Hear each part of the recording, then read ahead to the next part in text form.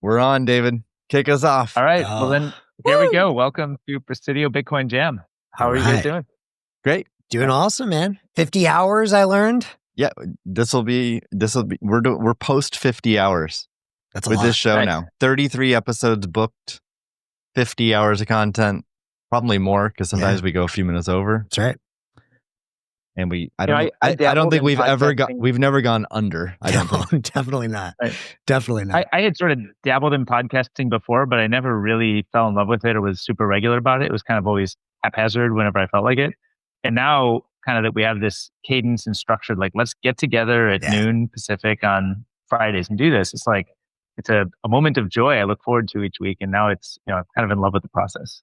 Same. I absolutely love it as well. Yeah, every week I'm like, what new crazy idea are we going to spin up live, Well, so I'm happy because I really don't feel like there's any extra overhead with the show other than doing the hour and a half we talk. Because any discussion we have outside of the show, we would naturally have anyway.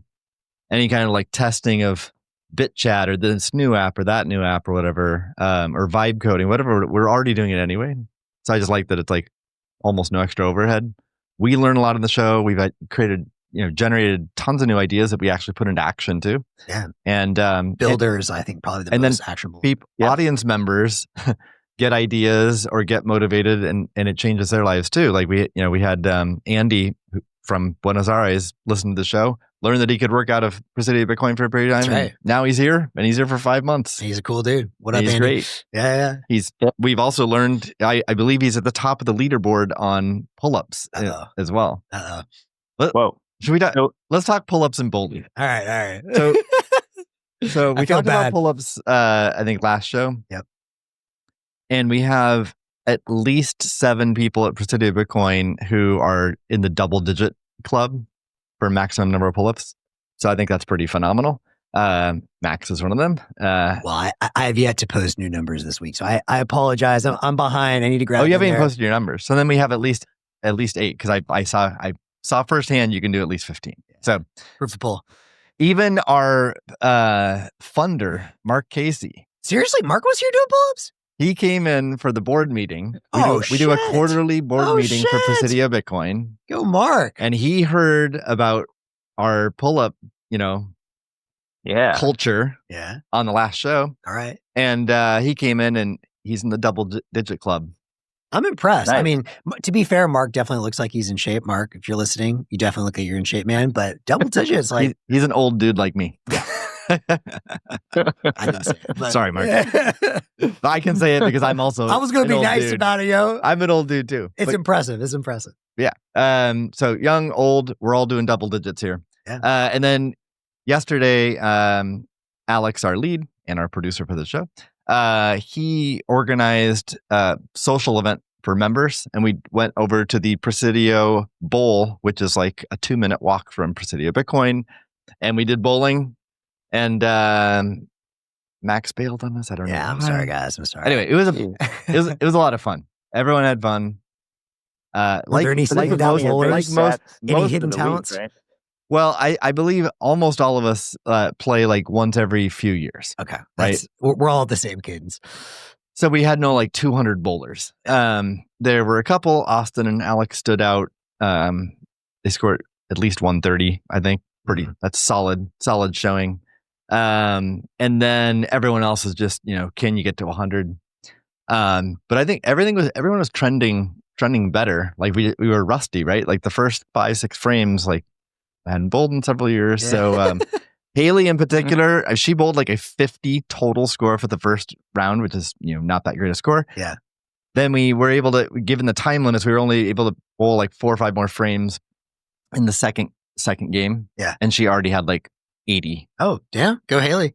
So she was like going to soar past 100. Yeah. I'm not surprised. I mean, Haley definitely attention to detail. I feel like you need that for. Yeah, it's good. Yeah. And we saw, Leo improve dramatically from beginning to end. Anyway, we need to do it more frequently. Do the French have bowling? I don't know. Well, they have pétanque, but that's not really bowling. It's much classier, of course. Yeah, I felt bad that I had to bail. Just, I had an Indian music concert that was planned. So it was very cool. I also went hooping with a bunch of teenagers yesterday beforehand. So I was very exhausted and I felt like the old man. So We're all old, relatively speaking. Everything's relative. Exactly. But that's our athletic update. Although DK is like walking an insane number of steps. Yeah. Yeah, I was gonna say I shared. I think the reason we kicked off in the group chat about all these accomplishments is I was quite proud that I kind of inadvertently had walked more than 10 miles a day for a few days in a row, and then I was like, actually, let's get a whole week out of this. So I managed to do a whole week, ended last night, of 10 miles per day. All right. And now, so like in running, a 70-mile week would be like insane. That's like a big week. But now I'm kind of like into it. Like, do I keep just going? Do I do that again today? Yeah. Why would you stop? I don't know. Kind of gives me old man vibes. Oh, wow. Bragging about walking steps. Back in my day, I used to do 15 miles a day. Barefoot. Given that Max is such a big walker, I wanted to understand, does this sort of get into the range of competitive with Max's typical you want me to check? Yeah. All right. By the way, I know you walk everywhere, right? I do. I'm a big walker. DK, he convinced me, or he showed me live back when we were sporadic podcasters on Nostr News. I had no idea that the iPhone had a feature. I think Elon is a big walker too, right? Didn't you and Elon? Yep. Okay. Used to do a lot of walking. Yeah, we used to urban hike everywhere. Urban hike. Yeah. A little bit less this week, actually. A little bit less. So I am currently, let's see. Actually, no. If we count through Thursday, because today's too early to count, average steps 18,669. So still up there. But I think you're probably getting. You guys' numbers are impressive. I walk a lot. So does DK. I mean, Max made me drive my car over to his house to test if he could get a car like mine into his garage, because he doesn't have a car. I don't have a car. Yeah, I would love that. I think the answer was no. just waiting for the new Elon Roadster that could fit in there. That would be sick. Should we chat? Bitchat? Bitch. Let's chat. Do you want to? Bitchat. Ooh. Right before this, I looked for the domain bitchat.me. That's a good idea. Bitch at me, but it's taken. Oh, so like that. And I learned that someone nabbed bitchat.com before Jack or Calle or someone could. Probably Ben Ark. He's always there first. One last thing before we chat into BitChat. One request for proposal, since we're always doing this at our product nights. Yeah. I've been asking for this product for many, many months now, but I was sparked listening to you guys talk about how swole we all are here at the Presidio Bitcoin. And I still want a meme generator, a very simple meme generator where I can generate memes, kind of like image flip or whatever, but get zapped in Bitcoin or in eCash, share it on Nostr easily. Lemon, he kind of did my my little bounty and made some version of that, but like I would love to see someone make this awesome. Actually, there's a real opportunity there. I just couldn't help seeing in my mind. I'm not exactly sure what the meme is. So a call to the audience to both give the meme generator and the meme. But as we talk about the Bitcoiners sitting here doing double-digit pull-ups into advanced age, as you said, almost senior citizen. I can't imagine but seeing some kind of meme in there where that's contrasted with a certain Ethereum leader dancing on stage. I think there's a meme in there somewhere. I'm just going to leave that to the audience to figure out, but I would love to see that. I would zap it. Well, Max, if you want to show us proof of work, I should do that. Me, you could actually build this thing before the day is over. You really believe that? I believe you could do this before the day is over. I would say lean on Matt a little bit, and you start with Replit, and you can do this entire idea end to end and have it deployed. Go public URL before the end of the day. Today, probably challenging, but I can set aside one afternoon next week. Matt returns from vacation mid next week. Perfect. That's a good challenge. I'll also tell you, speaking of being swole, you can vibe code on Replit from your mobile phone. Are you serious? Which I do. While you're working out? I'll go to the gym. I'll do a set. In between sets, I'll dispatch a new task to Replit. And so you could do it while you're walking. You could do it while you're at the gym. Yep. It's amazing. I feel like this is life-changing technology. The biggest deal in technology since I've been alive, 40 years since I've been involved in technology. As a kid, I was playing around, right? So DK is revealing his age too. Let's talk about another vibe coded app. Let's do it. BitChat. Bitchat. Do you want to set it up? Who wants to set it up? Steve? Well, I figured it was on July 4th, July 1st, but early this month, Jack Dorsey announced Bitchat, an app, the latest app that he's vibe coded, and it sounded pretty compelling. It's a mobile app. He launched it on iPhone. It's a chat app. It works over Bluetooth, low energy, does not require the internet. It forms a mesh network around you. So implied with that, you can't chat with just anyone in the world. They have to be nearby you. Within, it depends on interference and barriers, but 30 meters or so. We tested it here at Presidio Bitcoin. Leo's on one end, I's on the other end. You're still able to chat. That was just a direct connection, but it also forms a mesh network. So I think you can go 7 or so hops away. Wow. And there's both group chat, which is like public group chat within the people who are within proximity, and private chat that you can that you can do with anyone who's within proximity. So I think that's and there's a few other cool features initially. There's like signal-like verification. So if I want to confirm that the identity I'm messaging with on this app is actually Max, and I see Max, we can confirm the fingerprint. The fingerprint. Thank you. Like Signal, you can favorite people, and then there's some fun interactions, like you can hug someone or slap someone. Steve slapped me and Bob with a fish, man. I couldn't find the fish, but yeah. So a little bit of fun in there as well. So that's the initial applications. So let's definitely talk about like use cases of this. But then there's also been new features already added. We can talk about that. There's a roadmap, and then we can let our imaginations run wild as well about what we'd want to see with this. Unlike other vibe coded apps I've seen from Jack or others, this one really seemed to resonate. And it's like top 200 in the App Store. Jack posted distribution numbers of users, and there's like lots of users in Russia, Ukraine, and US. And there's like a Fortune magazine article that covered it today as well. I have a trillion questions, ideas about this. Maybe 2 things to start. Number 1, I know we haven't mentioned Nostr yet, and that's part of the new feature sets. That's something we're definitely going to talk a lot about. But the fact that Bitchat already has over 100,000 downloads or whatever, like it in and of itself is very interesting to me. But as like a meta point, I just want to note, at least in my mind, even if no one else gets good at vibe coding, and of course we already know that's not the case. We already have DK and Matt and Steve's getting better. Like, and maybe one day I will. Like, even if all we ever get is now Jack Dorsey is able to ship Nostr apps at a quick cadence. This was like, I know he's got at least one other out there. He had that sun tracking app.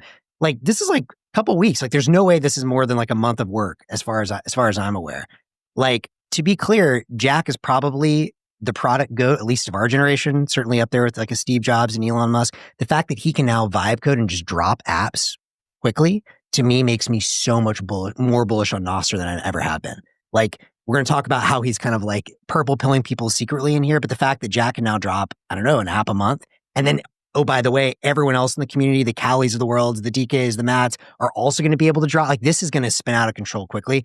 I have never been more bullish on Nostr than I am seeing Bitchat go viral, and it's like one of his first 2 apps he's dropped.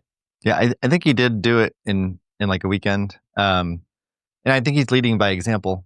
I don't think we're only going to have Jack creating apps.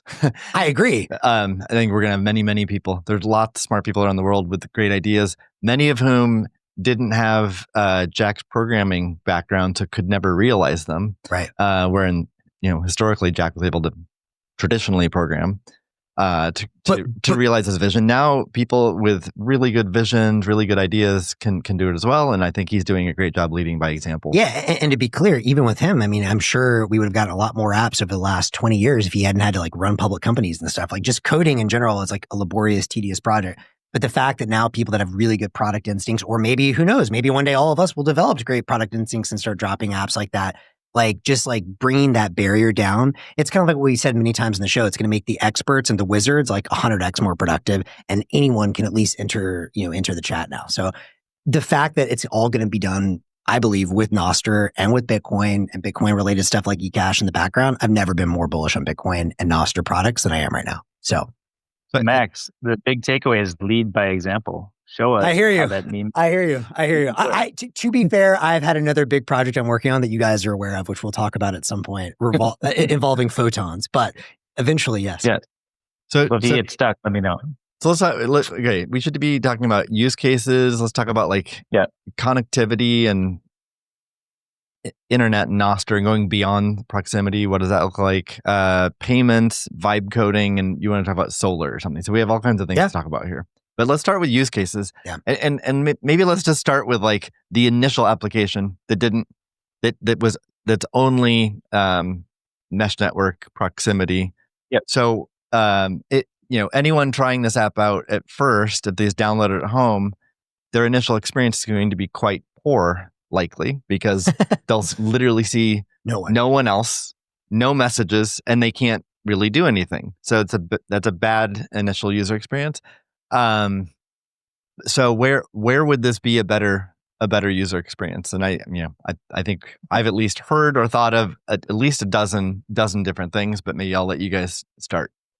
Well, there was a service called FireChat from a company called Open Garden that was launched, I don't know, maybe 7, 8, 10 years ago. And it was a very similar type of, Bluetooth mesh networking service. And this was, it kind of like bubbled along for, I think, a few years. And then I think during the Hong Kong riots, it really took off because there was a problem with, people in the streets needing to communicate and some restrictions around, I think, internet connectivity and a lot of control that the government was trying to enforce upon the people. So I think that, just like a protest is a specific use case where we already have seen like very large scale adoption of this kind of product. But I think there's just like tons of use cases. Like when I saw the stats that you mentioned around Russia having a lot of downloads, it reminded me, I used to collaborate with a guy who lived in Russia, and he showed me a picture of his home, and they live in this like very stacked vertical apartment complex where everybody, maybe it's 40 or 50 stories, but everybody's in like close proximity. And you could imagine that a situation like that, if there's lots of those, people maybe want to have the ability to communicate with everybody who's in their apartment complex with them. And imagine kind of those, if you can do 7 hops, that could be like a really great use case. So it wouldn't surprise me if maybe there's existing kind of like Ukraine and Russia, like areas where people feel oppressed and limited in their communication, or just maybe convenient to connect people that are nearby in ways that we don't necessarily live our own lives there. And then there's kind of, rural communities that are maybe disconnected or maybe off the grid. So those are at least a few of the things that come to mind for me. Let's talk about like the apartment building example. I don't even know if it requires like an oppressive government. Like, oh yeah, it doesn't. It might just be like it guarantees you that these are people nearby. Now, it doesn't guarantee you that it's like tenants of the apartment building. But if you're just like, I'm gonna go play tennis, right? Yeah. And you just post that, and then you know that it's going to people nearby. Well, that might be valuable.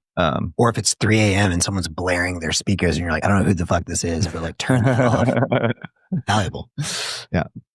So I have a slightly different take on where I think this is going to pop off. So I think that's a very interesting use case. I think that the protest is definitely one. I mean, I will say it did say, at least in the first version, maybe this has changed in the last version. Like, there's still a lot of like cryptography testing and stuff that needs to be done. So like if you're actually in like a super whatever, like for your life HRF type situation, probably, let it mature a bit. Also, sorry to interject, but another thing is like governments can pollute the spectrum as well and they can jam Bluetooth. Yeah. So it's still a good tool to have available, but it's not like bulletproof against a government. At least not yet. To me though, because I was talking with folks who are less, let's say, down the like sovereignty, Bitcoin, Nostr rabbit hole and asking, and they're like, this is kind of cool, but like, why would any normal person ever use this unless they're like in an oppressive regime or whatever? And the first thing that I caught that came to mind, again, another potential vibe coded opportunity here. I should do this with VO, I know DK, but I can just see the Bitchat like app with like the what is it, OT the Genesis like Coco or something. I basically think this is gonna like take off. I would not endorsing, just like an observation, gonna be like Bitcoin with the sort of gray area use cases. I think like drug dealing at festivals is going to be, or festivals in general, right? Just like chatting with people at festivals. But the fact that you in theory have these privacy concerns as well, it's like, hey, I'm at this festival, ran out of, the honey that I'm looking for. Anyone know any honey dealers around here? Yeah, I think that's how the normie, Instagram crowd comes in. I believe Outside Lands is coming up soon. Exactly. So do we think we're going to maybe because if it's released, it won't be under my name. At Golden Gate Park tonight. What is? Dead & Co. Oh, yeah, that's tonight. They're performing at Golden Gate Park tonight. You should roll by the park with your Bitchat and see if you can find some honey. It certainly won't be me if the feds are listening. Don't worry. Yeah, so I agree. I think that's a very good fit for a use case. Sorry, DK, you were going to say something? Yeah, I was going to say, I think maybe it gets a little bit into another part of the discussion, but when I see a kind of a new idea like this, I'm off. I think it almost like should feel a little awkward. Like anything that's really good and new should feel limited in ways and kind of awkward ways. And so I like to try to understand what it is today, and then kind of like what are the assumptions. What does that newly enable? What are its limits? What does that break? So one of the things I was trying to figure out is what is this? Is it mostly around location centric? There's kind of this privacy thing to it, or kind of anonymity or pseudonymity to it. That feels like a primitive that's part of what this is. And then the nature of being able to favorite somebody feels like it changes the fundamental like limitations that felt like they're part of the early design. So I'm trying to think through what does that imply about where this could go, or kind of what it sort of flexes out to try to serve. Have you guys played with that favorites feature yet? Funny you mentioned. We were debugging it right before the show. That's why we were a few minutes late. Oh, you were. Yeah. So because there's a brand new release a few hours ago that includes Nostr and NIP17, which allows you to meet someone who's nearby, mutually favorite each other, and then when you part ways and aren't physically proximate, then you can continue chatting over Nostr. So I was told we were supposed to see a purple globe, and we did not. We don't yet see a purple globe. So after the show, we'll get there. We'll figure it out. And so is the whole purpose of favoriting somebody, you're kind of like saving them, but you're doing it in a one way. So I could favorite you, but you might not favorite me back. Yeah. Right? And this only what he's talking about. So to be clear, when you're chatting just on the mesh, it's all going through Bluetooth to Bluetooth. So if you leave, there's no more messaging. The genius of this, and this is why I think it's Jack clearly has a plan with this, is version 1 didn't even mention the word Nostr. However, version 2, the purple release today, if we double opt in, so it requires double opt in, I have to star Steve, he has to star me. And in theory, when we go home, now all of a sudden we use Nostr relays to do the encrypted message, like DMs back and forth. So that's like genius because, I mean, and to your kind of question on this, like, where does this go? I mean, I think there's a million things this could go with, but like, one thing is like, it encourages people to like, I don't know, like get off the fucking internet and be friends and like meet up in real life and then actually like make friends and keep chatting with them. Another use case is dating, right? You meet someone in person, you mutually opt in, and then you can stay connected once you leave, right? I didn't even think of that. Remember Paul's start, like before you had highlight or highlighter, Paul had it. He had a highlight. Yeah. Highlight, right? And this is 2011 or so era. Yep. And the notion behind that app was it was location based. So like anyone who's using the app to opt in, shows people nearby. So in some ways similar, but a different feel to it than this app. It might be good. It might be interesting for us to like analyze that, but and that never it never really took off. Why do you guys think it didn't take off? Well, I think one of the problems that was a big struggle back in the day was the method of connectivity to the people around you. The sort of way to identify is through GPS.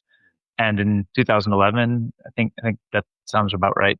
The battery management was really tough. So managing a background app to be able to get GPS and then managing to have that background app not consume most of your battery, the way battery management in iOS work was a real challenge. So, so here we are, 14 years later, and BLE is a very different technology than GPS. And so I don't know all the limitations or restrictions around how it can or can't run in the background. But that's like BLE is like a very different approach to that kind of thing. Actually, speaking of BLE, do you remember, and Steve and our friends who worked on these startups, do you remember Carlos had worked on a BLE messaging tool? And it was a nightmare at the time. And Yeah. Strava app also has always been a nightmare trying to use BLE. I mean, Bluetooth protocol stacks have always been like relatively flaky, especially Android. But I assume they've matured over the last 10 years. Yeah. What changed? Because I think someone was even showing on Nostr, they were showing Jack saying like Bluetooth is like horrible to work with or something 2 years ago. So I wondered, like, did something update in the stack in the last 2 years? Did he find some new hack that made it easier? I don't know. It's definitely historically been a real pain and super flaky. But maybe iOS and Android finally got their act together. The thing that, I mean, your point on dating is a good one. I guess any app to be successful either needs to be for drug dealer or dating, and this might be both. The way I see this though, even outside of that, just like friends or whatever, is like, I really think that there's something beautiful. I think there's a seed of something beautiful here, which is, as agents and everything takes more of our attention online and more people go into Q Zuck putting the giant glasses on your head and you sitting in the metaverse. I think this plants the seed for the exact opposite of that, which encourages you to just like go into the real world, take trips, meet people, do things. And then the internet is kind of like this like sort of background enabling piece, which is nice because it enhances the IRL like real world experience. But my hope, and this is where I've always hoped Nostr's going to go. And again, Nostr's been kind of cool with the Twitter experience, but obviously that's just the entree to the appetizer to the entree, which is yet to come. But somehow my hope for technology over the next decade is that it is in the background while we live a more IRL solar punk life. And this to me is like very much in that ethos. Yeah. I agree. I think one of the observations I was making, I think I made it first in our chat, but then I posted a public note. I said, favoriting someone you meet on BitChat is a form of proof of personhood, a potential way to rebuild the internet with more clarity around who is real versus a bot. So we've talked before about like there's the dystopian Worldcoin approach to trying to identify who is a person and who is a bot. And we've sort of expressed our distaste in that style. But this is actually a form of proof of personhood, because if I see you and know you in person and I favorite you and you mutually favorite, now I kind of have a different type of internet. And maybe initially we're using it for private chat or groups or local chat, but maybe it could extend that to, like, I think we're already seeing with the NIP17 Nostr thing, you extend it to an internet of people in a different way. And so it's an internet that probably it's tougher for bots to sneak their way in to that experience. You get a lot more certainty around like who it is that you're interacting with. Yeah, I'd say that's one of the more bullish things that I've heard recently about Nostr. Yeah. Because it really does seem like that seems like a strong contender, BitChat plus Nostr, to proving that you're human versus something like Worldcoin. Yeah, I could not agree more. And again, it's in a bottoms up, decentralized, non-authoritarian way. I think it's awesome. And we've talked about no token as well. No pre-mined token. No token, no iris scan necessary. So that's always a plus. I do think, I mean, two thoughts come to mind immediately. One, there was that tweet. I think Balaji made a tweet a couple of weeks ago where he was saying like, not IRL, like person only social networks are going to be a really big thing. And then I sort of made the comment back where I was like, well, I don't see any way to do that without either Nostr Web of Trust or Scan the Iris. And he liked that. So it seems like he was actually kind of thinking along those ways. I had not yet thought of this like peer-to-peer thing, but the beauty of this is it's also the basis of other kinds of webs of trust. And we've talked a lot about web of trust on here. First is like proof of personhood, but you could imagine this could go on to so many other kinds of things. Like you could layer on top of that. I mean, both sort of explicitly and implicitly through AI things like, hey, like if we met, at, I don't know how this would be layered in. It could just be like, based on the date and the GPS location of where you were. But if we met at Presidio Bitcoin, that says a certain kind of thing about the person. If they were sitting here talking, on the builder night, okay, well, that's like a really interesting heuristic that you can start to say this person is likely more Bitcoin or likely more orange pilled. What you can do with the web of trust from proof of personhood to all kinds of like niche things we haven't thought of yet, that's going to be cool. So another use case is like merchants. And I think it was Grubles or not Grubles or whatever his name is, tweeted out that like at a conference, you might have a vendor booth with like a giveaway. They give out like eCash and they publish that. And then it only reaches people who are within, proximity of that vendor booth, and it would attract people to that booth. I think that's interesting. That's cool. You can also imagine like at a farmer's market or any kind of like a truck, food truck area, things like that, or any kind of food court, you could see commerce being promoted there as well. I mean, we should talk about spam as well, though. Like what if spammers just like completely flooded that public channel? Yeah. And then how do you address that abuse? But at least starting with the use case, I think that's another potentially compelling use case. Well, and one thing on there, actually, now that you say this, like if I were to like kind of bet where I could see this developing to a really interesting startup opportunity, I don't know if Jack will do this through the company or maybe someone else could do this. Maybe Jeff and Max, what they're working on with White Noise already. So one of the killer apps that I've been wanting to see on Nostr forever is local Bitcoins. Right. So just peer-to-peer Bitcoin for cash transactions. And I think the key to getting something like a local Bitcoins really working is having that be on an encrypted messenger. I thought it was probably going to be from, the primals of the world first. And obviously because it's all interoperable, they could feed into this. But Bitchat actually seems like the most credible starting place I've seen, because now, I mean, you could literally do it like in person.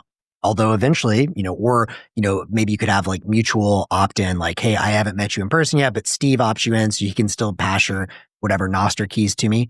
All of a sudden, you can build all kinds of commerce on top of this. And we haven't talked about this. I don't think there's like a live release of this yet, but we were talking with Damien and Bob a little bit about sort of eCash coming into this thing. But if you have private money backed by Bitcoin that you can actually send to someone over private commerce, all of a sudden, that's like one of the most bullish things for freedom, for Bitcoin, like actually being, a medium of exchange I've ever seen. Peer-to-peer commerce with private communications. That seems pretty unstoppable.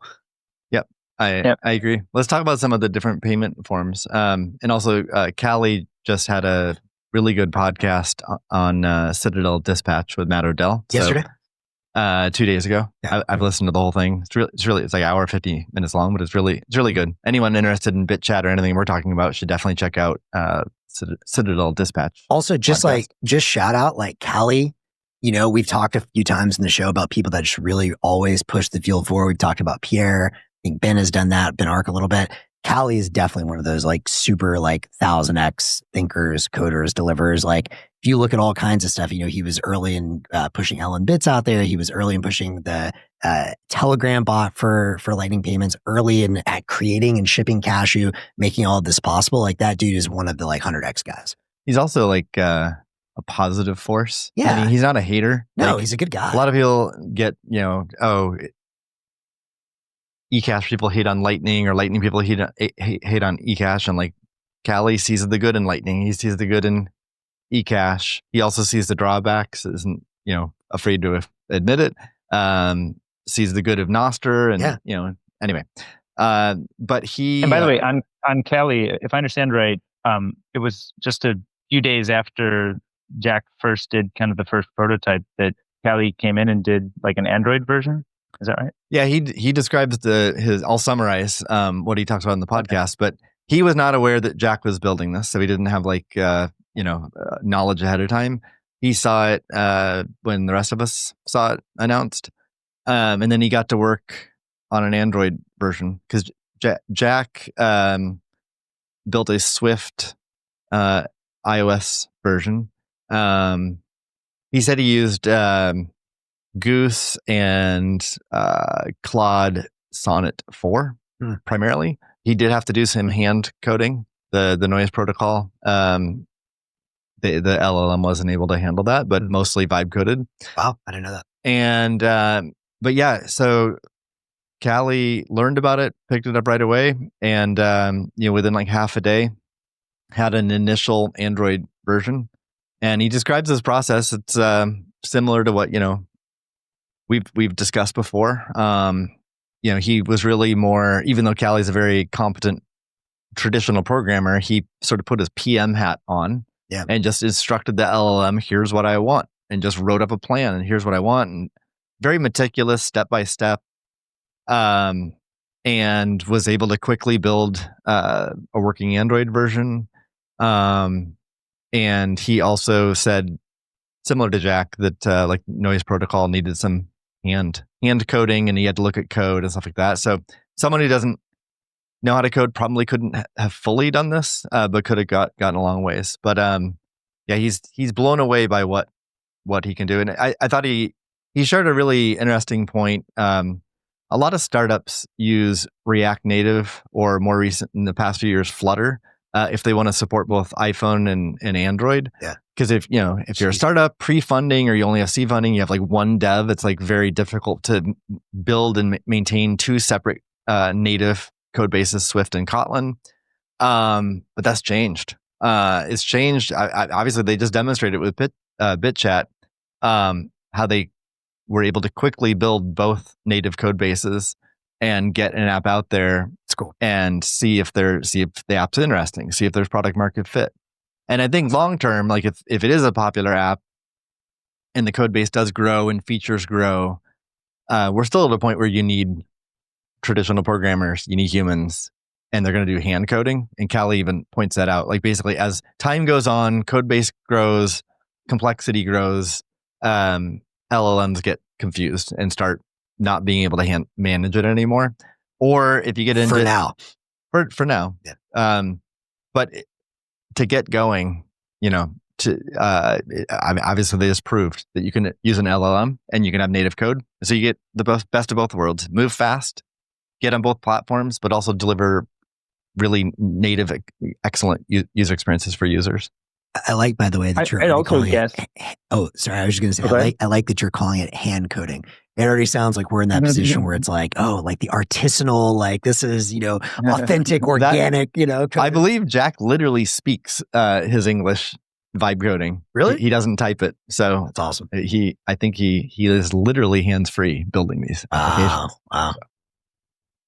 It's the way to do it. I mean, that was the original Karpathy vibe code. The tweet that defined vibe coding says that he used his Super Whisper as a Mac OS app so that he can speak to the thing. So that's kind of cool. True to form of the art. Yeah.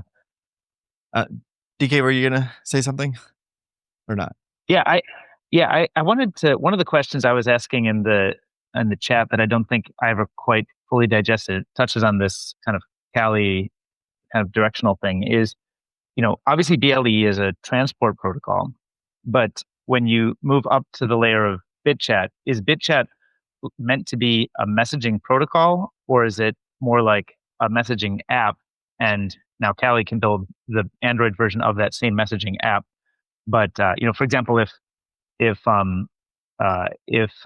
Max wanted to build the local Bitcoins idea that he's been excited about for a long time, and he sees this as a good substrate, does he have to contribute like a feature, like raise a pull request into the main repo of Bitchat, or can he launch a separate app that intends to use the messaging layer of Bitchat, but doesn't necessarily need to be part of that product experience? You should ask Rock right now. Well, I did ask it, and I have let me Google that for you, bro. Is it more like a protocol or an app? And it says Bitchat is primarily an app, but operates using a protocol like decentralized architecture that leverages BLE mesh networking. My understanding is it was already using from day one the white noise protocol, I think. I may have that wrong, but if that's the case, then actually, I don't know. Does that mean that Bitchat is already interoperable with what Jeff and Max are working on with white noise and their sort of their implementation? I guess I don't know if that speaks. I don't know. Yet. But what we do know though is that the iPhone and Android app are compatible with each other. They achieve compatibility. And I mean, it's using the noise protocol, just BLE. They've now added NIP17 as another protocol to communicate. But as far as other protocols or platforms for third parties to build stuff, I don't know. The other thing that's going to be, it's a good question, DK, and something we should figure out for next week. Cause it would be really cool. Again, my sort of vision for the local Bitcoins thing has always been, it's not just one company, but imagine you have 100 different local Bitcoins, but they all have a shared order book or a potential for a shared order book. That's really interesting to me. The other thing though, with the Nostr integration is, I guess, in theory, I think someone was mentioning this, that one of the next releases hopefully will be, you could just swap out your keys. So you could just add Nostr keys. One big question I have is, why are the original keys in Bitchat not just Nostr keys already? I think they're very similar. I don't know. I'd be curious, maybe Jack has some good thinking around that, and maybe he'll explain it on Primal or something, on Nostr. But regardless, if you can then swap in your Nostr keys, then that gets super powerful, because then you've already got the 100,000 plus people that are using Primal and Damus daily and Amethyst, et cetera, that can now talk with all these new people very easily. But in a sense, that kind of breaks a little bit of the contract that the new system is establishing. Why? Right? Well, if you have a bunch of mutual follows, you might not have been super discerning about who you mutually followed on Nostr. But Bitchat is in a sense like a graph reset.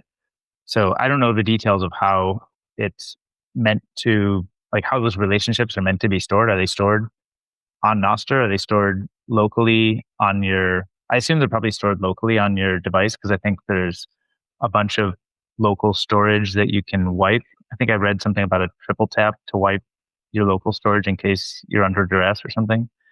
So my guess is those relationships are some sort of a hash that, you notice again when it discovers the person, but it's not otherwise a strongly linked identity, and certainly not a public one. Well, my guess though is that what I'm talking about will be optional.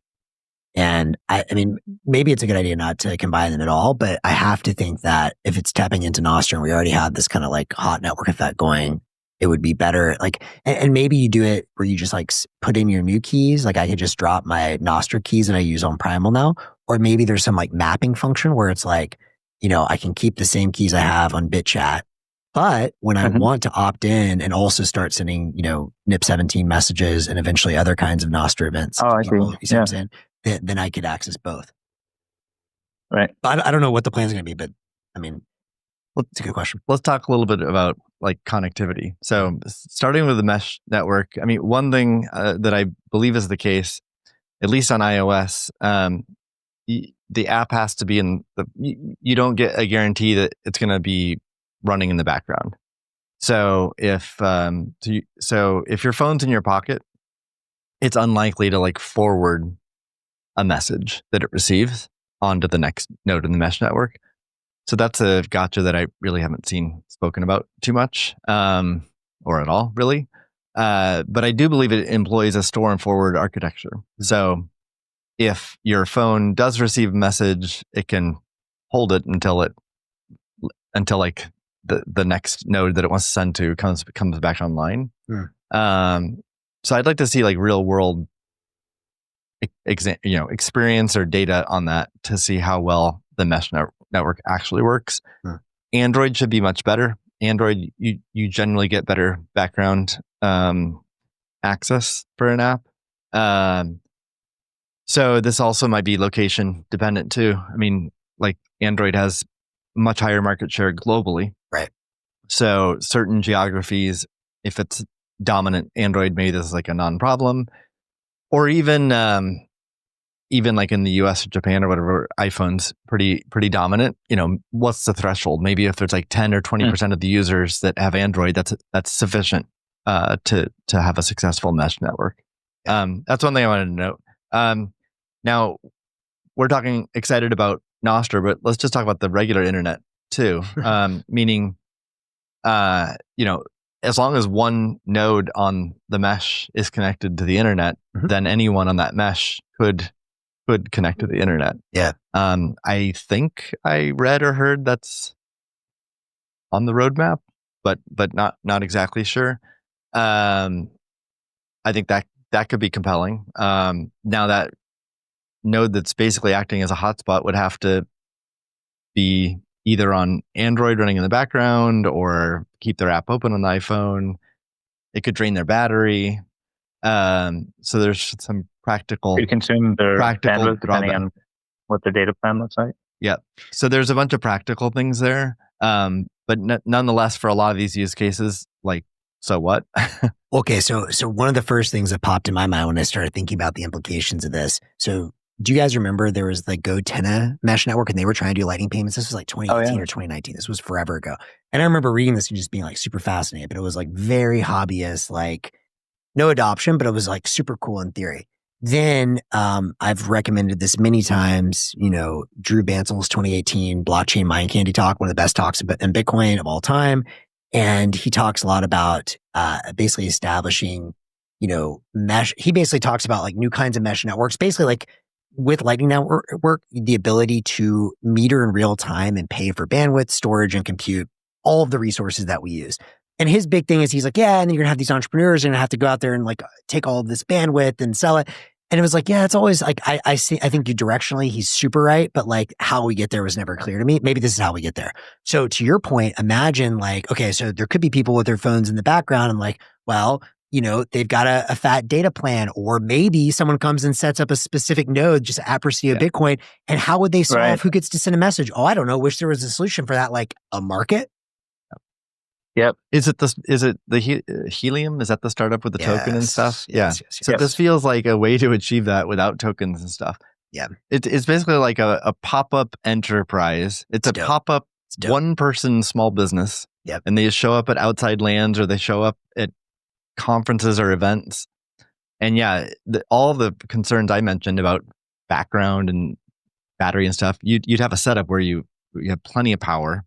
Yep. You could drop a Starlink. It's a dedicated system to providing internet go out to connectivity. Like Black Rock City or Coachella and you bring a Starlink and you become just like a exactly spot entrepreneur. You're an entrepreneur. It's like literally like the dudes that are selling hot dogs. And you're paid with Bitcoin or honey. And anyone. Well, it's same thing. Bitcoin. Same thing. Yeah. That's just a technology detail. Yeah. At least you didn't say Sats.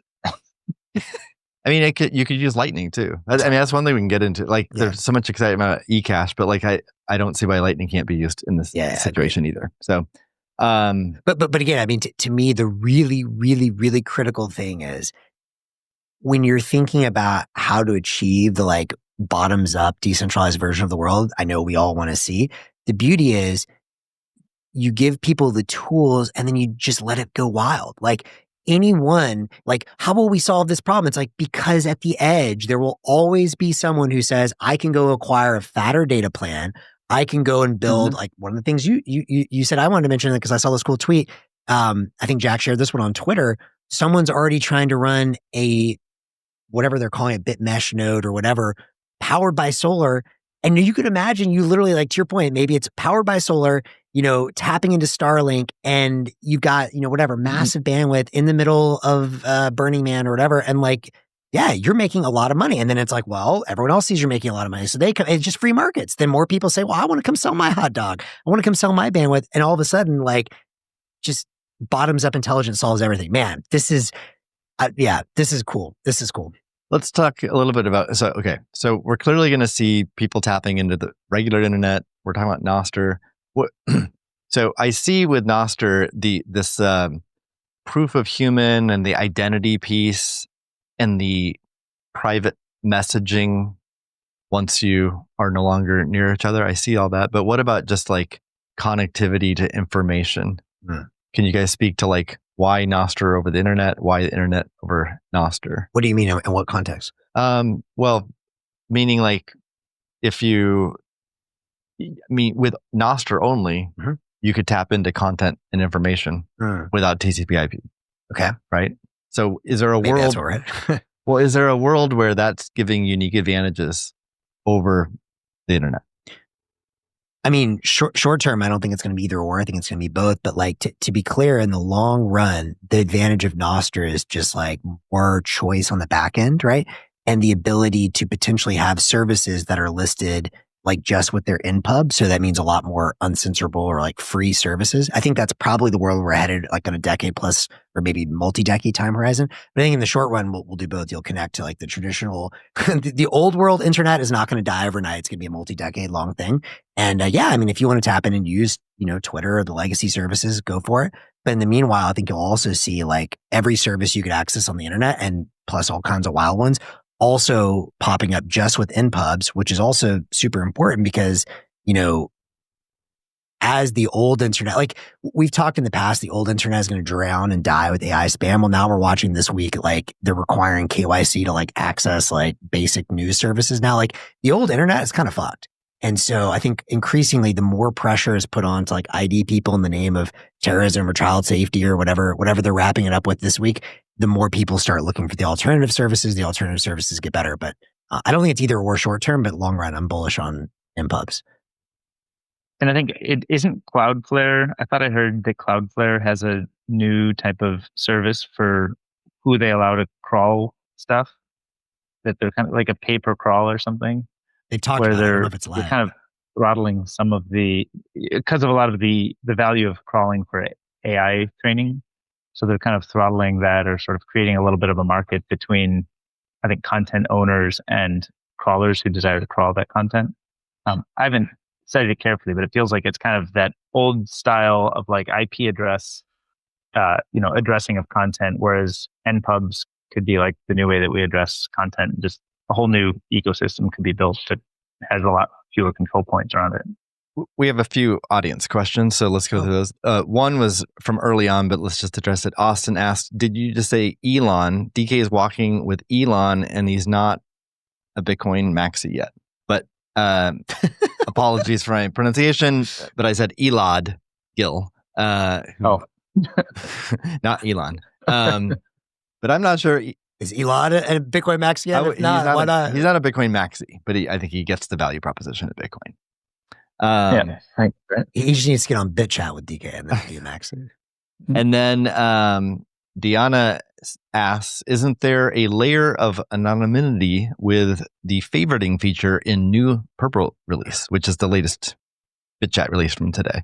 And well, I mean, well, let's walk through what it means. I mean, when you're on BitChat, you start off anonymous. It gives you some like, Anon 6506 or whatever. You can change the name to your own NIM or your actual name or whatever. So you can stay anonymous. And then if I then connected with Max in real life, I mean, we would see each other, chat with each other. We could favorite each other. Still don't necessarily know our real name or identity. So you can stay as anonymous as you want. Yeah. Yeah. You can you choose what you reveal. Yeah. I think what's also interesting in that, so we all, in the office without doxing anyone, changed to our preferred pseudonyms. So it was kind of easy to figure out who Moneyball is, as an example. However, I do imagine, one tricky thing that I can imagine here is imagine you're like at a festival or something where there's like, potential adversaries. And imagine I'm like, oh, I think this is Moneyball and there's another Moneyball and I accidentally like friend the wrong Moneyball. I guess in theory, if we're right next to each other and we're checking the PGP key or whatever it is, the fingerprint, that's solved. But like, imagine I'm just like, I'm a normie that is, acquiring honey. Well, that's why we chatted a little bit about this, but I think there could be design improvements on the fingerprinting. Yeah. Because right now it's very similar to Signal. And even most Signal users, I think either aren't even aware of this. It's kind of buried and it's pretty nerdy. It's very cryptography heavy and stuff. So, is there a better design where it's integrated into the favoriting and just presented as a more human, fun way? Yeah. And you still might have to like verify these codes or whatever, but I think it could use some design work. So I shared that idea with folks planning the Bitcoin Design Week in September, and they agreed that's a good idea. So that can be like a design exploration we do there. Well, and the other thing I was going to say is like, another solution. So if you want to have another NIM or be anonymous, then like, yes, that's a different field. But again, let's say I want on Bitchat to be, whatever max that I am on Primal. It would be really nice if there an easy way just to like link up and like step one, borrow my NIP5 identifier from Primal. So I think I'm using, I was using Primal, now I'm using Nostr.com. So like easily just like transfer that. And then eventually, DK come in with your, if I own namespace on Bitcoin, like be able to layer it into that. Like I think in the long run, like that would be the best option still. And right now, if I understand, when I've used Bitchat once at PB and I was able to change my name to DK. So is that a unique name within that particular chat mesh, or is that like you could have conflicting names? Well, I'm assuming you could have conflicting names. It's an interesting question. I mean, maybe it is blocked, but I'm operating in the assumption that I could try and like fool people by being DK. Yeah, I haven't tested it. I think you could conflict right now, and then you could imagine adding code to make it not conflict within that particular mesh network. The Nostr linking sounds kind of cool because you could link to a Nostr but not make it browsable. But I could like selectively reveal my Nostr connection. So like if you're looking for DK and there's 5 people who claim to be DK, but I've signed with my Nostr private key, you can see that this is the one that attaches to the DK that you know from Nostr. Yeah, it's a good idea. There's a clear, so apologies if I'm pronouncing your name wrong, but Diana, she says that was related to the NPub discussion and why not connect to my own versus one created in Bitchat, though I still don't know how this works fully yet. So yeah, I think we're saying the same thing. I think you just sort of spoke to that, DK. We hope soon. Yeah, but super exciting. Let's talk a little bit more about payments. Actually, I wanted to say for Bitcoin Design Week, I think we should explore not just that one feature within Bitchat. I could see an entire like day or session or track covering Bitchat design. Yeah. And because there's so many positive implications, not only for Nostr, but for Bitcoin and payments and everything we just talked about. I think it's like very on point for Bitcoin Design Week. Yeah, so I agree. I'll be following up on that. I love it. But before we jump into the payments stuff, I wanted to just touch one more thing. I mean, I do think it's very rare to get like any kind of breakout. Like the hardest thing in the world of, as we've talked about many times in the show, if you're releasing products or content or whatever, like attention is a scarce resource. So the fact that there's already over 100,000 downloads for Bitchat is awesome and like very something precious. One question I still don't know if I fully understand. DK, you hypothesized that the reason Russia and Ukraine might be the other big areas is because of dense apartments. But like, to be clear, there's dense apartments all over the world. There's dense apartments in Asia. There's dense apartments in New York City. And maybe that's where, the US is. If y'all have any other hypotheses on why this is popping off there, do you think it's like actually more of like a freedom, like people really need it? Or is there another reason that culturally they've been early adopters? Unclear. I mean, obviously Jack promoting it. He's way more prominent than I don't even know who created Fireside or GoTenna or any of these things, but like he's, he has a way bigger reach. So it could be that just simply better marketing. It could be, but I mean, Jack's also huge in Japan. But like, so I guess my question is like, why Russia and Ukraine and not? Yeah, unclear. I wanted to check on the stats that we saw. I think somebody shared it in our chat with where Russia was number one. Was that in that was iOS downloads, or that was kind of across Bitchat? Well, it's only iOS. It's not in the Play Store yet. But doesn't. Well, there's a fake. There's a quote fake. There's someone not named Calle who put it in the Play Store before him. So the only people running on Android right now is if you go to GitHub, build it yourself, sideload it, which is probably a few people, but it's primarily iOS, iPhone. And I'm not sure if Russia. I think US was still number one. I mean, they were like close. Okay, I thought Russia was, Maybe it was. I don't know. largest bar in the chart that I saw. It could have been, but I mean, US was certainly up there too. Cool.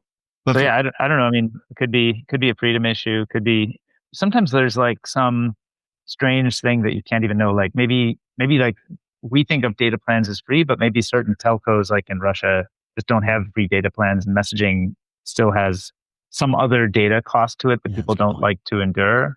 So, I think there's just like people are in very different contexts that I think unless you really kind of do a deeper study of it, I think it's hard to. That's a good hypothesis. It's worth the deeper study though, I think, right? Yeah. Because we do, I mean, there's the lingering question. This has been tried before. Why now? Why is there more hype now? And also, is the hype gonna die? Like it's a risky app in the sense that like by the end of the year, maybe everyone's sort of forgotten about it. That no one's downloading Bitchat anymore, no one's using it because it just still didn't take off. There's that risk still.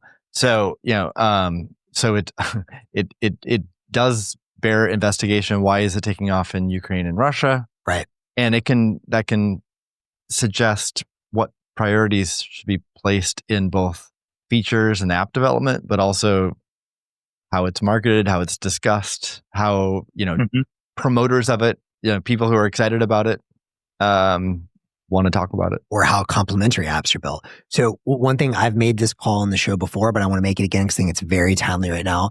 One of the companies I would love to fund out of HiveMind is someone working on basically building and monetizing a marketplace for bandwidth. So Helium without the shitcoin. If ever there were a time to be exploring that idea heavily, now is that time. So if there's someone listening to the show or someone who is really interested in figuring out how to enable these long tail of entrepreneurs to sell hot dogs, metaphorically, to sell bandwidth and make money on it, I am extremely interested and would love to fund that idea. Yep, I totally agree. I agree. I think that's a great one. And I also want to point out your other one that you've sort of been beating the drum on, this kind of local Bitcoins idea. Yeah. Feels like it's kind of, that's one whose time has come. And it may be that Bitchat has enough early traction that there could be a killer app that sort of rides on those rails that's actually kind of gives more durability or permanence to the use case of Bitchat. And I think the local Bitcoin one strikes me as interesting because again, we have sort of prior art that this is interesting and useful, and we just have like some problems with how the execution and regulatory thing works, and some of that is fixed by the Bitchat rails. So I think like one way to kind of help this whole effort is find those killer apps, and that seems like it could be a killer app to me. So 3 ideas I want to publicly say then that I'm very interested in funding right now. Number 1 is figure out how to monetize bandwidth in a marketplace. Number 2, local Bitcoins. Number 3, piggybacking on the other idea, which I've been obsessed with, we've all been chatting about now for months, is how to build the infrastructure, likely with solar and batteries, which is my other general obsession in the world right now, so that you could basically fund and deploy hotspots all over the world that are completely off grid. I think there's something really big in there too, which kind of relates to the first idea. So maybe they're related. With battery? Yeah. Yeah. Completely off grid. Ram just posted Apple has contact key verification in E. There's a link. So we can check that out later. Yeah. Thanks, Ram. Contact key verification. That's to verify that a key is related to somebody in your contact list. I guess. Is it? Oh, okay. I thought you guys had more context. I can't click on the link right now. So, yeah. Ram, maybe you can specify exactly what you mean with that, but I think so. I want to talk a little more about payments here. So there's different situations where you want to do payments. One in which you're paying a merchant nearby. They might have an internet connection. So there it actually works quite well, even if you don't have an internet connection, or you do, but you don't want to use it.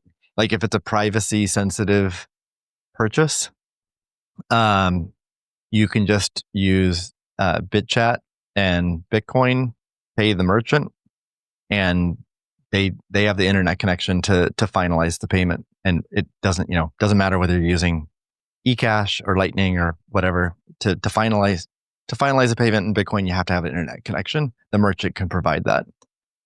So either could work. Now there's also purely offline transactions, and there you do have some trust but like with eCash, like if I want to pay, let's say, let's say it's like a farmer's market, and every week I go and buy, fresh fish from Max. So I'm like a trusted customer. Max knows I'm He there. needs it to slap me and Bob Liquid. Max the fishmonger. People will have to use Bitchat Max, to really understand that joke. But yes, you can slap people with fish in Bitchat. So there's a trusted relationship. Like I'm a recurring customer. I successfully pay every week. So if Max does not have an internet connection, nor do I, and I pay him, $20 worth of Bitcoin, and he doesn't, it actually doesn't get settled until the end of the day when you regain internet, you will receive that money. The only way you wouldn't is if I double spend it, which I could do. But, I have to go out of my way. I have to like change the code or download a nefarious app intentionally trying to steal people's money. Burn all your trust with me. Burn all the, yeah. So there's many social situations where you're going to trust another person. If you're splitting a dinner bill with friends or whatever, there's lots of different relationships where it's trusted and you can get away with that. So if you are in a situation where you don't have internet due to being out in the middle of nowhere, a disaster situation, or if you want ultimate privacy, then you can do purchases that way as well. Mm-hmm. Yeah, I think it's super cool. I mean, one other kind of idea that's coming to mind, just real talk or real time and real talk, is I've been really fascinated. I have a buddy who is into Bitcoin, but is more in this kind of like, I would say, sort of solar punk alternative currency, local currency movement. He likes Bitcoin, but we've been talking about this idea for, 7 years now. Actually, this is the guy I did the sort of Bitcoin distribution with in Mexico a long time ago. We've been talking about is, could you have sort of basically like Bitcoin backed local currencies? And so we're already starting to see, I think eventually we'll see formally Bitcoin backed dollars. We're already seeing informally Bitcoin backed dollars through Strategy and I think potentially other stable coins.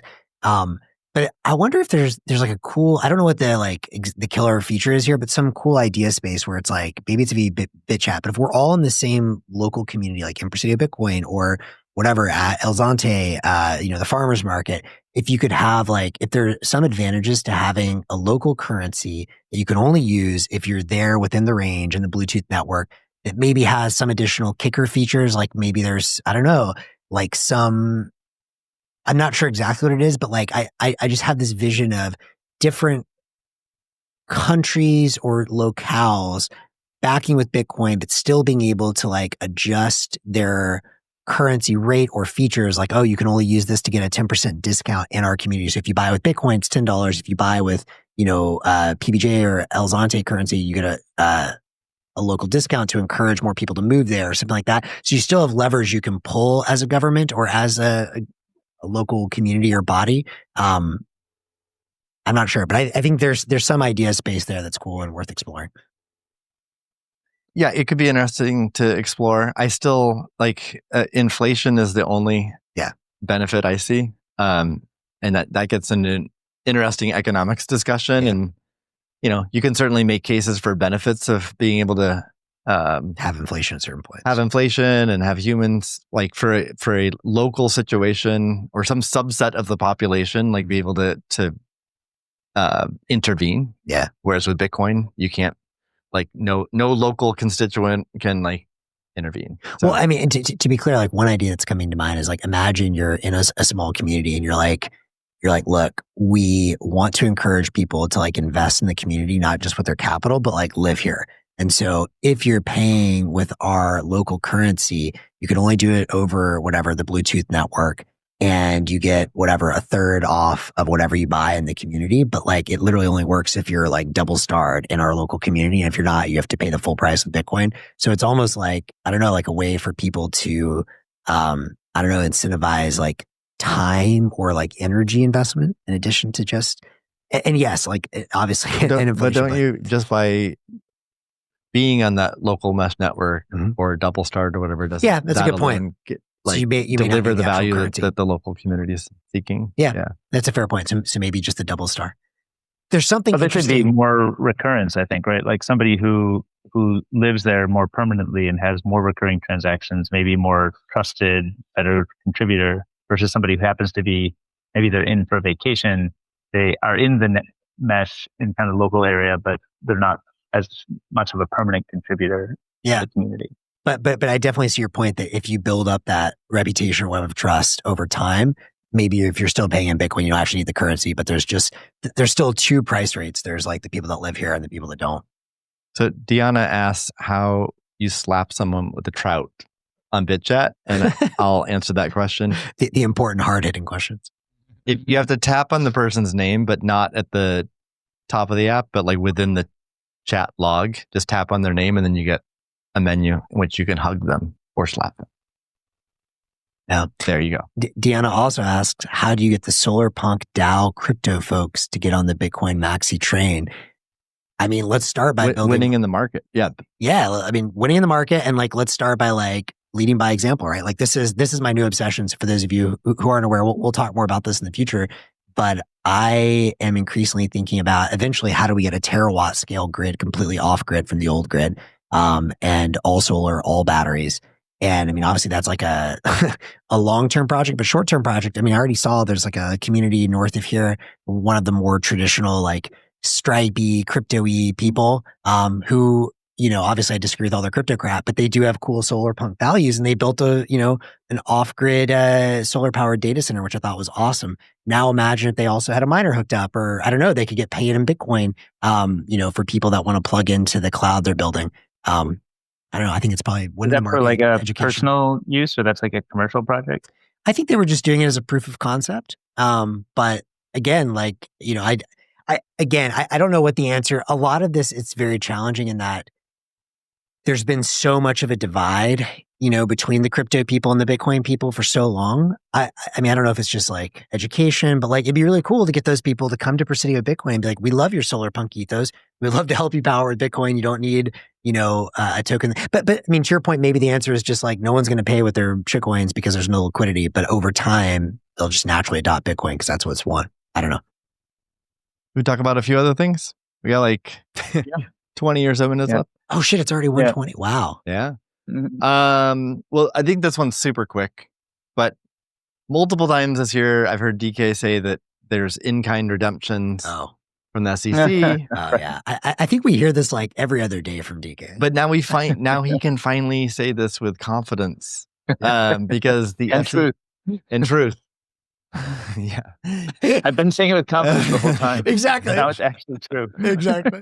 Yeah. So the SEC approved in-kind redemptions for Bitcoin ETFs, which is amazing news, with a caveat that it's only for like accredited investors or authorized participants. Not accredited investors. Authorized participants, which is what? Institutional funds? Yeah. So my understanding is when, you've got an entity like a BlackRock or a Bitwise or somebody who is the issuer of the ETF, or the organizer, the marketer of the ETF, they still have to work with, somebody like a Jane Street or Citadel, I think, is in this business, and they're in the business of being this authorized participant. And they help manage the liquidity of kind of how much capital needs to be available to be able to run all the transactions and not get slippage, and kind of get good pricing, efficient pricing when moving between Bitcoin and cash. And so this is really just allowing the authorized participants to be able to not have to keep getting back into cash, which means you end up tying up a lot of capital. I've heard it can be, you have $100 million that has to be tied up in a given day, in order to be able to just run the operations of an ETF. And obviously, if you can make that number a lot smaller because you get a lot more efficiency there, then you sort of don't have to have that capital tied up. So this is sort of, accredited investors do not have any changes. Authorized participants have changes. They're a very niche part of the market, and they don't necessarily, it doesn't imply that it will get to retail, but I think without this step, I think it would be hard to get to retail ever. So I think this is like one step, but not necessarily confirming that it gets to retail. Okay. It sounds like an even tinier step Yeah. after that description. Yeah, I'm less jazzed. But nonetheless, Better than a zero. tiny step in the right direction. Well, it's necessary. It's probably necessary, but not sufficient. Yeah. And the reason for people who didn't listen last week or haven't heard us talk about this, why does this matter? A risk with ETFs is that they create a tax trap. So they are a really nice vehicle for a lot of folks to introduce themselves to Bitcoin and buy their first Bitcoin. But as people who've been in Bitcoin for a while know, number goes up. And so you buy some Bitcoin, before you know it, it maybe is 10x in value. So your cost basis, can be like 10% of the current value. And if you own Bitcoin in an ETF and then later learn, like 4 years later, oh, I actually want to use Bitcoin. I want to be able to send it to people, buy things, use a Bitcoin-backed loan through something self-custodial like Lava. I need access to my Bitcoin. Can't do that with an ETF. But then you face the tax trap because you would have to sell the ETF shares to then rebuy Bitcoin elsewhere so that you can use Bitcoin. And of course, that creates a massive barrier if people are faced with an enormous tax bill. So in-kind redemption for retail would allow you to take the Bitcoin out of the ETF, put it in your own wallet, use it, and not face that tax event.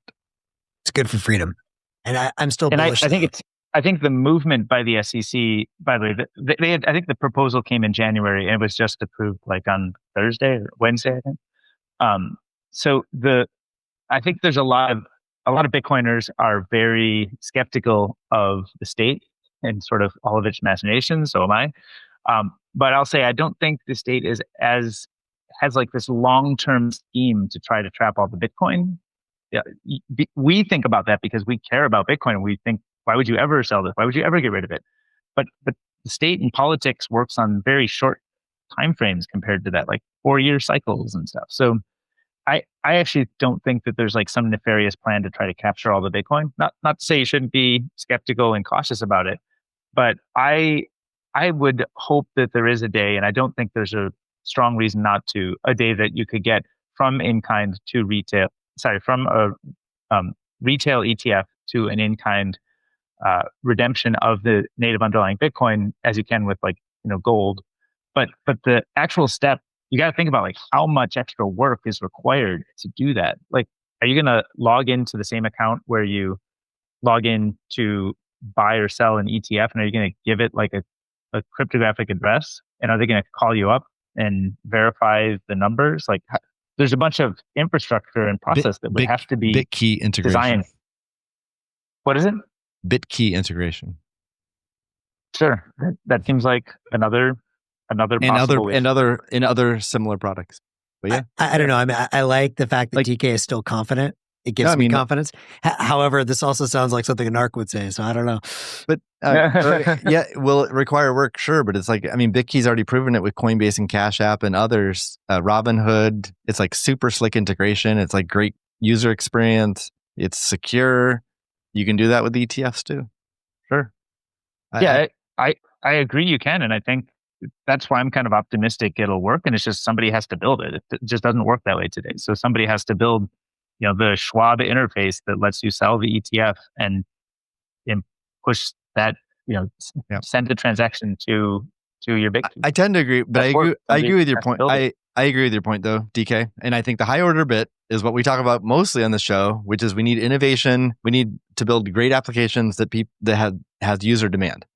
If there's a lot of demand from the population to use applications, to use their Bitcoin, and their Bitcoin's trapped in ETFs, there's going to be political pressure to change that. Yep. One thing I want to touch on briefly is the ETFs are honestly much less of a concern for me. I want to just quickly touch on the MicroStrategy call. So I listened to Saylor's earnings call. Not all of it. I listened to him talk for like 45 minutes or 30 minutes, and then I listened to the questions. Lyn was asking a good question. A couple other folks were asking good questions. And a couple high-level takeaways that I think are very relevant. Number one, you'll notice I have my thumb is pretty messed up. It was bleeding pretty heavily. Thank you to Alex for getting me some tape. I was slicing onions while listening to the call and got very excited. And so that should tell you a lot of what you need to know. I mean, damn, every time I listen to Saylor speak, I mean, damn, it's like watching Michael Jordan do his thing, like unbelievable. Now, you do look at the markets too, right? It's down 8.77%. Excellent. Like time to smash buy. Like great. Market doesn't understand yet. Efficient market hypothesis completely wrong. Okay. So on the plus side, a couple of quick takeaways, and then I'm curious how this relates to the ETFs and also exchanges that I'm very bullish on. So, number one, two things I took away from that. He mentioned he does agree that Stretch, his dollar-like instrument, the money market, I think money market instrument is better, right? Because that's a $7 trillion industry, right. High yield savings account, huge. He calls it the iPhone moment for MicroStrategy. I could not agree more. MicroStrategy is still Apple pre-iPhone. Maybe even you can argue like 1980s Apple. People haven't not understood it yet, but once they do, it's clear to me that he wants not just, to go after institutional finance, he wants retail. He wants the whole global market coming and storing with him. And I think he's going to get it because it's going to be really hard to compete with 9% or whatever he's giving on his Bitcoin back to money market. Okay. So, oh my God, that's really bullish for MicroStrategy. Number two, the IPO, I think, was $2.5 billion it came out to, right? Yes. And by the way, that's $2.5 billion of what can be $7 trillion. And the people who make those decisions are just extremely just numbers driven. Like, you're going to give me an extra 50 bips. Of course, I'm going to come over there. Right. So that's 9% competing with 4.5% or whatever. I mean, it's unfair. What is the money market?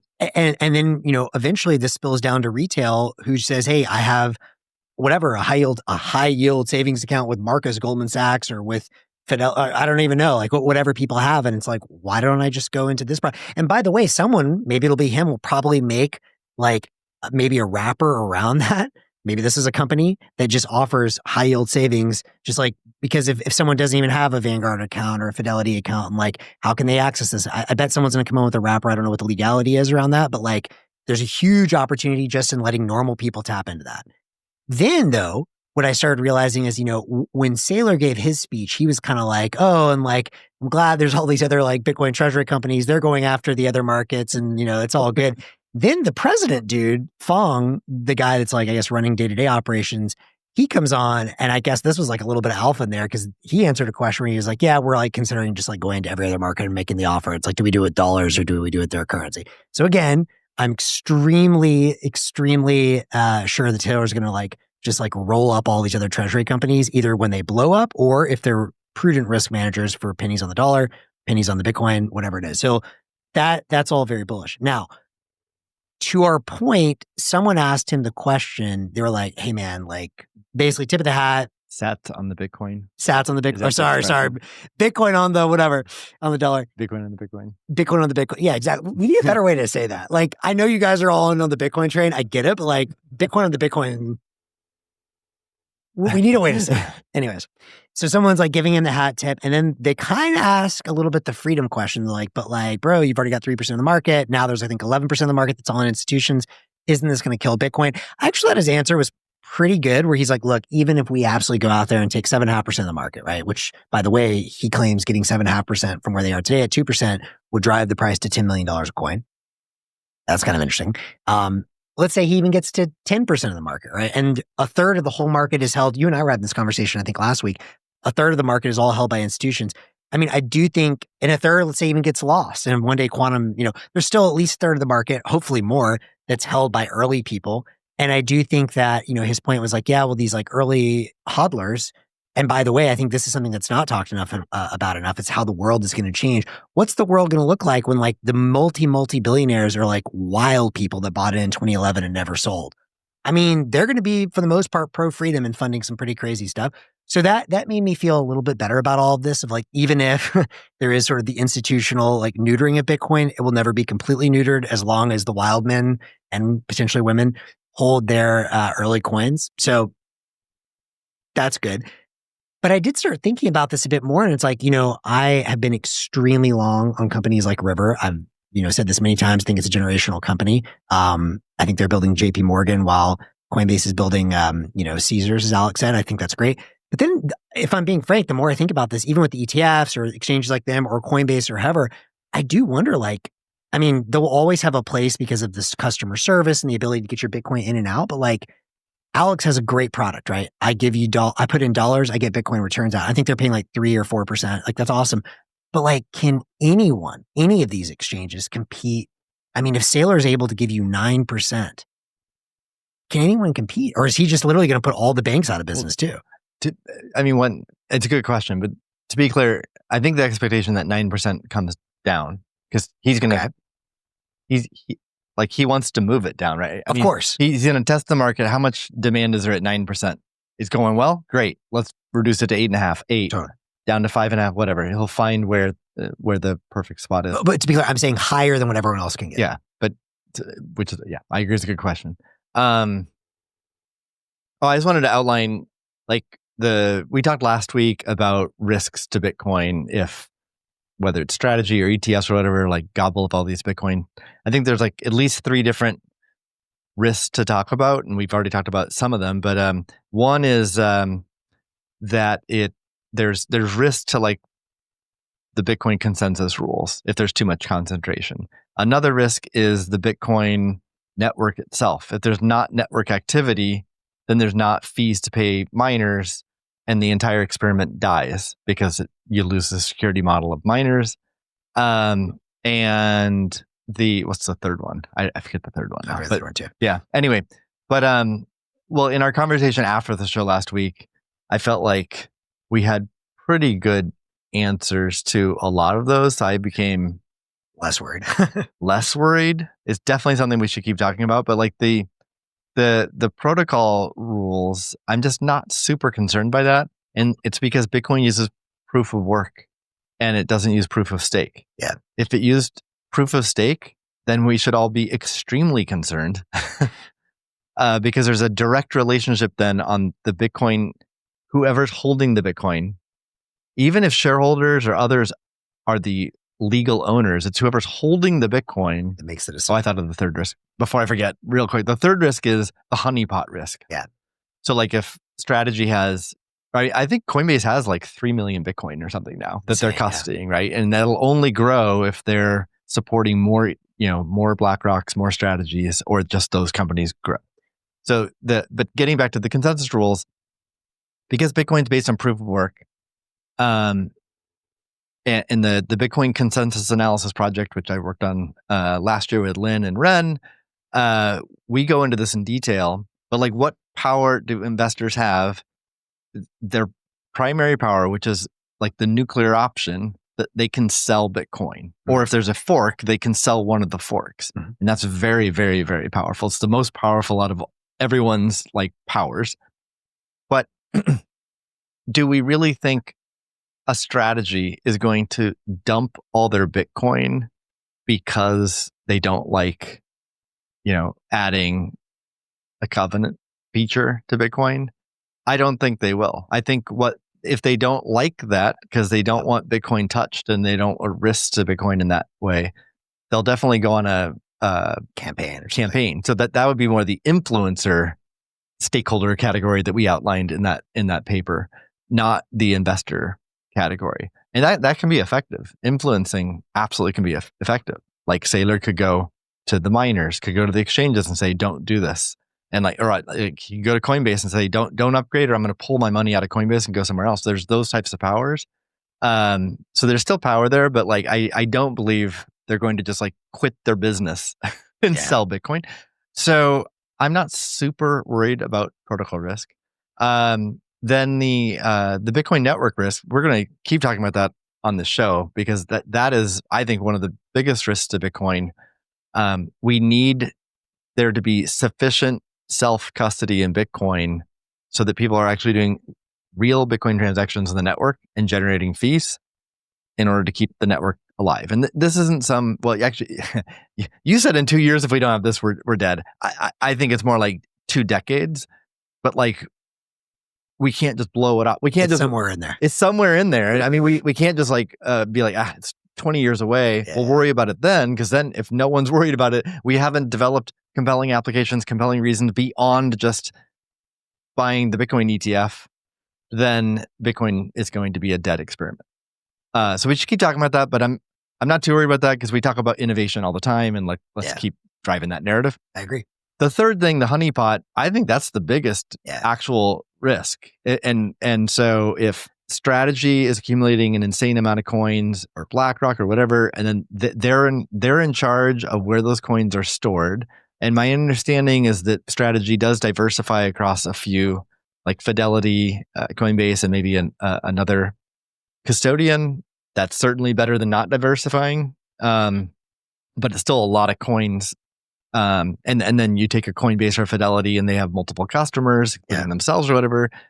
It's a lot of coins. So that's a big risk. I mean, we talked about quantum risks on the show. We had an event, and like one of the risks is like, well, a quantum computer can steal like 1 million coins or 2 million coins. Well, guess what? Today, right now, there is no quantum computer that can do that. But absolutely, there are cyber hackers around the world who can break into Coinbase or other custodians and steal the Bitcoin. Definitely. Obviously, those companies have like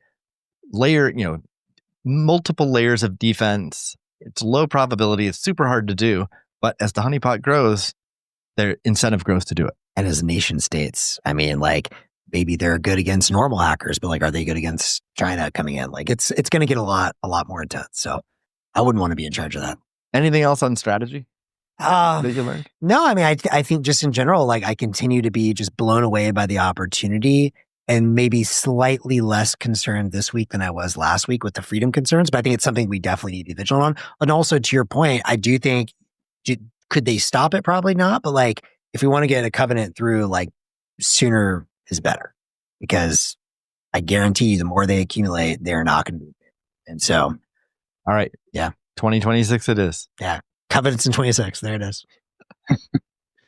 All right. I think we're way over time at this point, and I have to leave. We started late. We're 1 minute and 30 seconds. We started late, so I promise. You want to go that bad, DK? Lord, ready to move at 1:30, and now it's 1:40. So I have an errand to run. If you guys want to keep jamming, feel free. No. But I'm going to have to it's call good it show. a wrap. Just hit us on BitChat. Yeah. Well, I'll be back soon, and I want to talk more about like the local Bitcoin idea. Yeah. And I'd like to. I think it's because that'd be a fun one. I was just thinking it'd be a fun one to do at a builder event. Let's do it. If we could actually play with your local Bitcoin idea. But I've actually browsed the website, but never transacted. And I don't know if you've transacted or could describe more about your experience with it. But I think that would be an interesting little brainstorm session we can do offline. But maybe we'll come back and have something to build for builders. I'll say again, nice try, Fed. But notice he's not in person with us. I know. Do we even really know we're talking to DK? I don't know. I'm going to want to see a proof of signature. Synthetic influencer DK. Exactly. All right. All right. Have a good one. Bye, guys. See you, everyone. Okay. See you guys soon.